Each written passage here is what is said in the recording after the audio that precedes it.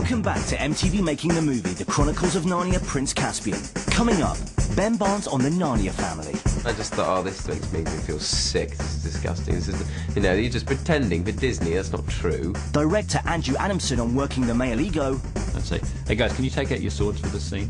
I'd say, which sword is longer? And Ben would just kind of smile and would get all wound up.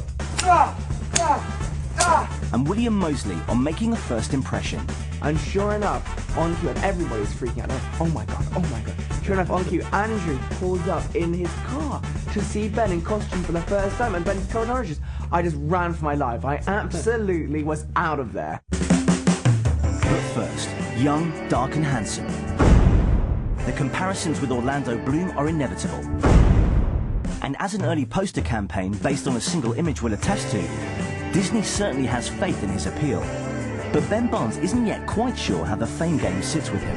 I don't think I'm ready.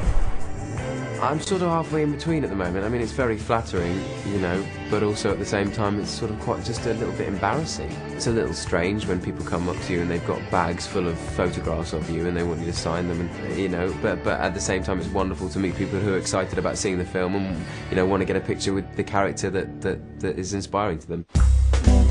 Long before a single movie frame was shot, however, there was concern about Ben's acceptance into an altogether different crowd. Actually welcoming Ben into the group was actually kind of funny, because I meant to play this practical joke on him that really went incredibly wrong. Well, basically what happened was Ben was dressed in his full outfit, with his hair looking beautiful, he was wearing this big wig and all this fake tan and, you know, perfect outfit, waiting for Andrew to see him, 30 people around him, maybe more. I came up to him with this bottle of emergency with a sport top that was meant to pop and, you know, fizz a little on his face. Oh, when he sprayed the orange juice on me? Right. Instead of lifting the top, I accidentally squeezed the bottle and All this covered inner anger just coming out. Yeah, exactly. I absolutely covered him in orange juice. His hair, his makeup, his costume. I think he meant to just pretend to do it, and then he just got a bit overexcited, as he has a tendency to do. And everybody's freaking out, like, oh my god, oh my god. Sure enough, on cue, Andrew pulls up in his car to see Ben in costume for the first time, and Ben's covered in oranges. I just ran for my life. I absolutely was out of there. He just kind of went, sorry, and just ran in the opposite direction. I could have killed him, I swear. But you know, as a general rule, they were very, very welcoming, and they are like a real family. I was so cynical about it. I was watching the DVD extras, seeing Georgie saying, oh, Will's like my brother, and Andrew's like my dad when Dad's not there, and I just thought, oh, this makes me feel sick. This is disgusting. This is, you know, you're just pretending for Disney. That's not true. And then you get there and it is true. It's exactly what they're like. That being said, a bit of healthy competition never hurts anyone. One of the things I used to like doing, because I wanted the characters to have a bit of competition, a couple of times at the start of a scene I'd say, hey guys, can you take swords for this scene? And then they'd pull out their swords, and Ben had this sort of Spanish style rapier, and Will had this hand-and-a-half sword from last film. I'd say, which sword is longer? And Ben would just kind of smile and would get all wound up.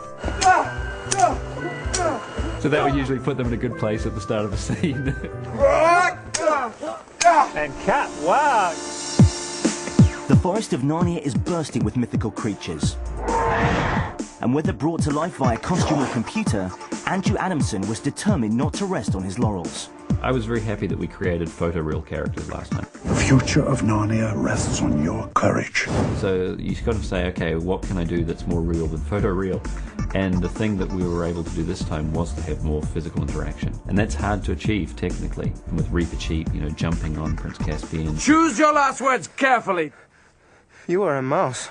And this physical interaction and fighting. Yes, I'm a mouse. Yeah! You have a Reaper Cheap who's, you know, thinks that humans are evil and will kill any human he meets. And he is a small mouse about this big. I'm personally not a big fan of mice, but Reaper Cheap is absolutely hilarious. Ha! Oh, we were expecting someone, you know, taller. Trumpkin's brilliant as well. Yeah. The healthy cynic. You're one to talk. Was that supposed to be irony? On top of that, you know, we had the river god at the end of this story, which is a very complex thing to do. Controlling water in CG is almost as hard as controlling real water. Directing water is not the easiest thing to do in either format.